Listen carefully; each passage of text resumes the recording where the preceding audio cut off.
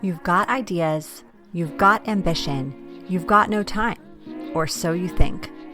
I'm Marissa Lonick, and I help busy moms with big dreams and no time. Join me each week as I dive into time management strategies, goal setting and achieving framework, and inspiring guests who are juggling mom life, work life, fill in the blank life. Dreams don't work unless you do, and just because you're a mom doesn't mean you can't still make it happen, whatever it means to you. Welcome to the Mama Work It podcast.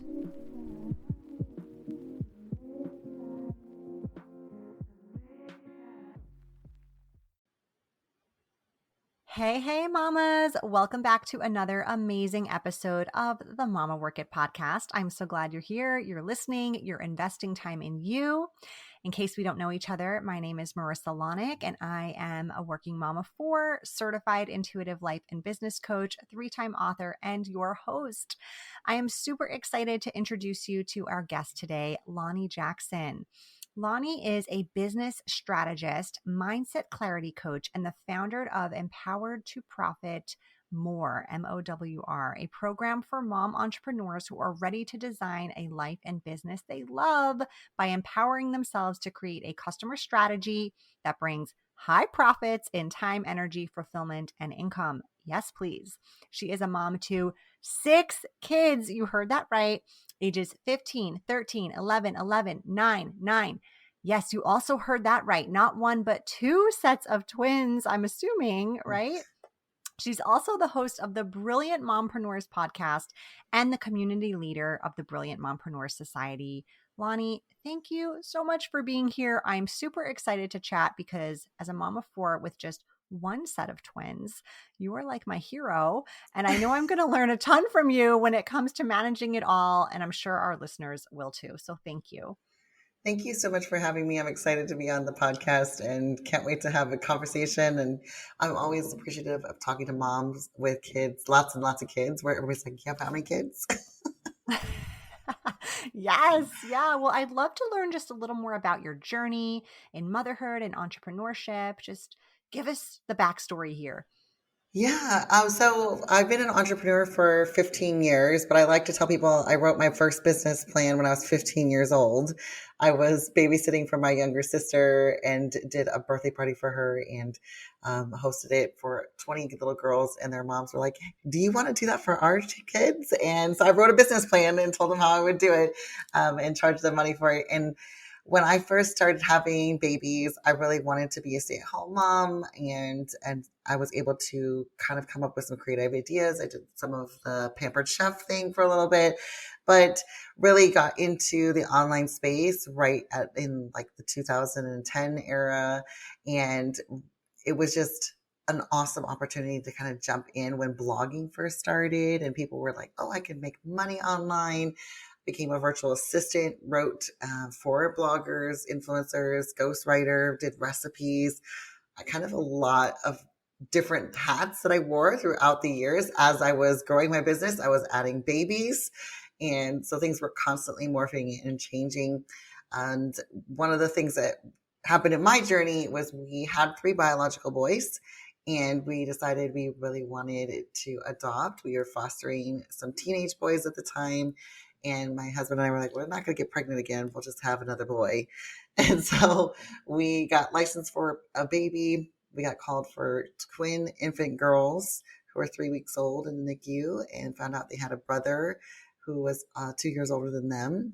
And within a year and a half, we went from 3 kids to 6 kids. So we have identical twin girls and involuntary twin boys in the middle is what we call them because they're 6 weeks apart. So that's how we ended up with our stack of kiddos. And we call it chaos and crazy in our family every single day, but we love it and embrace the crazy. And along the journey, I kept leaning into what worked for me and trying different things.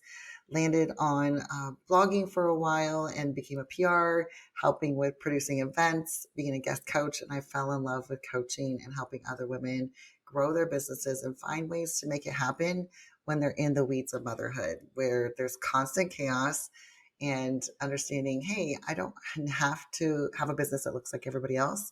I can customize it to look like me. And that's something I had to learn for myself. And now I get to teach other mom entrepreneurs the same thing. Oh, thank you so much for sharing all that. That's so beautiful. And I was that family, Lonnie. I had the three boys and I had another. And guess what? I had another boy. So, yes, you're right. Yep. I told my husband, I was like, you're only making boys. And we were fostering a bunch of teenage boys and we loved them. And they asked us not to adopt them. They were graduating out of the system. And they're just like, we love the, all this stuff. So we're just like, hey, we'll totally respect that. And we wanted another, we knew our family wasn't complete yet. So yeah, Yeah, that's not gonna take another beautiful. chance. But we ended up with another Yeah. boy and two girls. So Yeah. it's technically my fault, my husband says. If we have a chaotic day, he's like, you wanted this. Well, yeah, I'm sure the good outweighs the pros outweigh Oh, the cons there for so sure. much, so much. Yeah. So before we dive into business, and I know you are a business strategist, you're going to give us so much good stuff there. We got to dive into motherhood just a bit because Hmm. you are like doing things that none of us feel like we could probably be capable of doing with six kids, with just all the moving parts. Did you always want a big family? Your kids are a little bit older now. What do you think's been the hardest year or the hardest season in your opinion to date? And I'm curious how you worked through that. Like give us some words of encouragement if we're currently feeling like we're in a hard season. Yeah, I always wanted a big family. I did.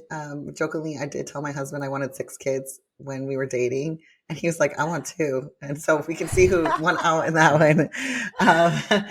No, when it comes to how do you do it all, I get that question all the time, and I will tell you, it's the same when you do it with one or two. You just wake up every day and you choose to be a mom, and you choose to show up for your Mhm. kids and your family and you figure it out. And that's one of the reasons why I believe moms are the best entrepreneurs because no one is standing there saying you have to be a good mom, entrepreneur. No one's standing there saying you have to be a good mom. You get the choice to stand up and wake up every day and say, okay, I'm going to make this work for me and my family and whatever our budget is, whatever our home looks like, whatever my time looks like, we just do. And so there's no special sauce that I have that no other mom has. I would say that. Um, but I do feel like you grow and learn as you're in the chaos of it. Like you don't know you can handle two kids until you have two kids, right? Mhm. There's no Mhm. guarantee. So that's kind of where I approach with the big family. Anybody who says, "Oh, I don't know how you do it," say, "I don't know how I do it until I do it." But there's just a little bit of figuring out, and then you get more comfortable with it. Just get more into routines. You kind of discover what works for you, what's important to you. I think the biggest thing I learned along the journey was as a mom of six, I don't have a family that looks like a lot of other people. So that means I need to adjust my expectations to be my own expectations, not what I see on Pinterest or on Instagram or even other moms of six, because my kiddos, some of them have special needs. Some of them have sensory processing disorder. We have a little bit of chaos added in that other families don't. And so I had to learn to accept that my chaos could be different and be okay. And where did I need to balance that? Probably the hardest age was when they were, you know, real little. Everybody was home. So when our family finally was complete, the ages were 7, 5, 3, 3, 1, and 1. Wow. So it was very intense. And again, like I said, we have special needs kiddos in our household. And so balancing that with, just the volume of children was just a learning curve, really just trying to Mhm. discover, okay, how do I get them the support that they need? Is this normal behavior? Is this just me needing to parent better? There was a lot of those questions and self-doubt that it just took time to unpack and a lot of grace had to be given along the way. And I learned a lot about judging myself harshly and also how to take criticism from other people who didn't understand maybe our family dynamics. My twins almost got kicked out of preschool. Uh, just all kinds of fun stuff that happened. But really, that was probably the most difficult age to navigate because they were so much need happening at the same time from so many little ones. Yeah. Yeah, I bet. That's such good advice. And I kind of I'm kind of happy to hear that you said it was when they were really little. Because you know what you often hear is when you're in the trenches of raising little kids, and it is hard. It is hard to have toddlers and babies and not be sleeping and all the moving parts, and then kids starting school and all the emotion that goes with that. It's really a hard season.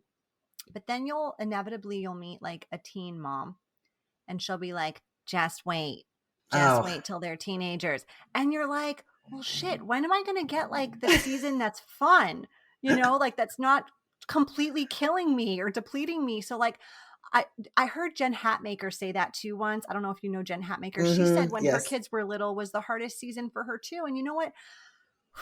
It's relief a little bit because, you're not just like all tense waiting for the teenage years then and feeling like you're just waiting for something like harder to happen. Like at least you can feel like you made it through a really hard time, and maybe now it might even become slightly easier. And it's not to say the teen years aren't hard, but like it's going to be hard for different people at different times. So anyways, I just want to call that out.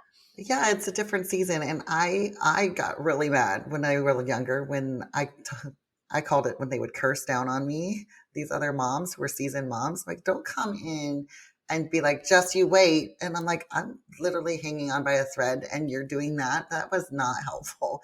So Yeah. really made me mad when they would do that. And honestly, as the kids are getting older, we're having so much more fun, and there's still hard seasons. There's still things we have to navigate. We are in Sure. hormone central around here.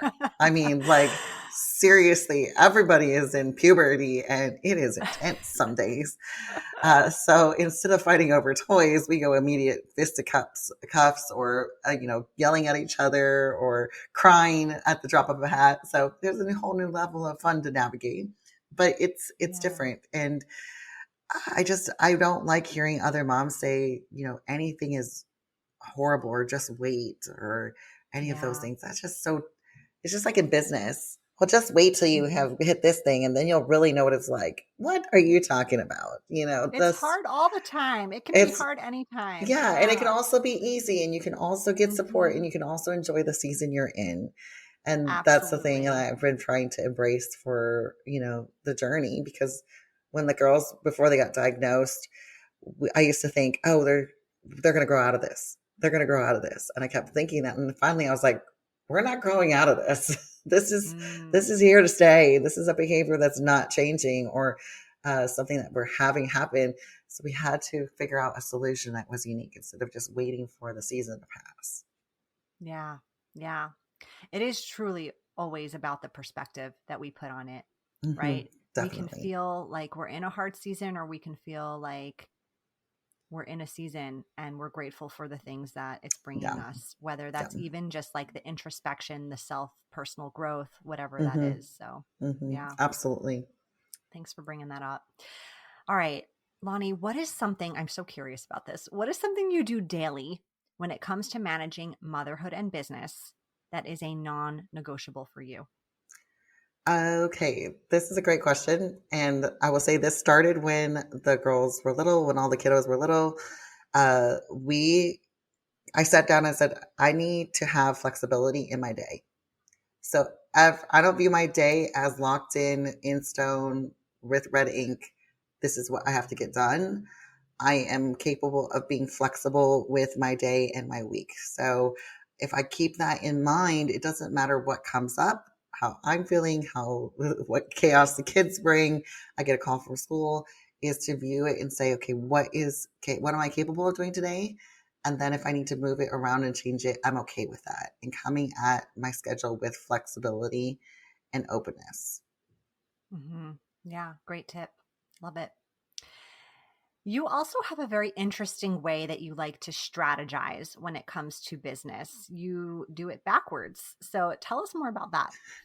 Yes. So again, because I know every mom is different, how many kids she has, how much time does she have available, what stage are your kiddos in? Are they real little and need more attention?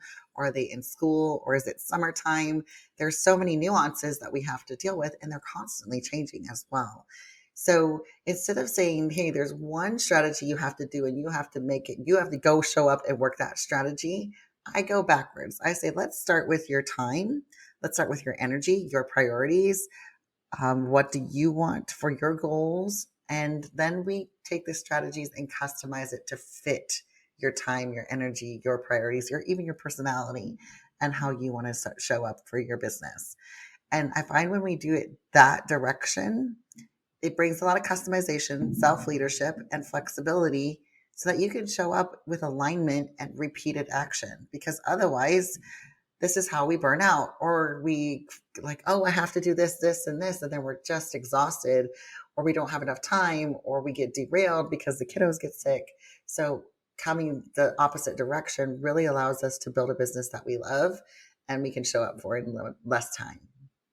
Yeah, I love that. And just honoring who you are. Like, I think Mm-hmm. self-awareness is one of those So big. super undervalued tools that we all have access to that so many people just aren't aware of or don't utilize. But Mm-hmm. the more you know about who you are as a person, I mean, I love all that stuff, those assessments. I love to learn about my human design. I love to learn about like my astrology chart, like all these things are such good elements to be able to lead and guide the way, right? About how you are showing up. Are you showing up authentically you, or are you just trying to fit into a box, a square box when you're round or you're triangular or you're Mm-hmm. rectangular or whatever it is? Yes, the self leadership part, self awareness part is missing from so many entrepreneurs' business plans and their strategies of Mm-hmm. how they're showing up. They're trying to copycat. And this is where we end up kind of setting ourselves up for failure is we see somebody who seems to be just like us. They're in the same industry, they have the same amount of kids, they, same ages, all of the things. We admire them and they're just going at it and they seem to have so much success. So then we try to reverse engineer. What are they doing? I'm going to go do that. And then why is it not working for me? And then we start to think, oh, well, something's wrong with me and I must be the one, the problem, and nobody cares about me. And I whatever story we start to tell ourselves, the imposter syndrome comes up. And it's just not true. The fact of the matter is, it works for her because she's leaning into herself and really understanding what works for her in her zone of genius in her time. And we also don't know Mm-hmm. the whole story. So, to keep from that happening, you need to take any strategy you want to that someone else is doing. And if you understand yourself and learn how to customize it, you can make it work for you. Yeah. Yeah. So true. So I know I was guilty of this when I first started my business. And a lot of moms starting their businesses, they're just like throwing spaghetti at the wall, seeing what sticks. Right. And again, I was guilty. I did this and it was frustrating. So, what's the answer here when it comes to business strategy? So, you're not feeling that frustration or feeling stuck if this is where you feel like you're at right now. So if you've done spaghetti at the wall for your business up until this point, that's okay. Everybody has to start with some spaghetti at the wall kind of thing. And what gets you going usually is the spaghetti at the wall, but it can't sustain you because we can't track the data. I Hmm. find that if we aren't able to really understand and repeat the actions we're doing for our business, we get a lot of drama and a lot of big feelings around it and feeling like, oh, it's not working for me. It's, like what we were talking about just the last question. But what happens, what is because we throw spaghetti at the wall, where there's no way to track anything to see what worked, what didn't work. And so we chalk it up to, oh, maybe that was luck. I got that last client or that last sale, or I seem to be doing the same actions I was doing before, but are you really? Do you know? Those kinds of things. So I really highly recommend having a way of tracking your business actions, your strategies, the processes that you do, and repeat them. It doesn't have to be massive, big things. It could be as small as 10 minutes a day. I have a marketing strategy that I teach. It is just 10 minutes a day. And it seems so simple, but it's extremely powerful for my clients and for myself. And we see a lot of impact from those 10 minutes because we're repeating actions over and over again and we're tracking the data. So we know exactly what works and what doesn't work to grow your audience. And then that allows you to do more of the things that are working and less of the things that are not. So if you are feeling like, hey, nothing's working, or I'm not sure why I got this result, step back, start to track the actual actions you're doing. How often are you doing them? How often are you showing up to do it? How much time is it taking you?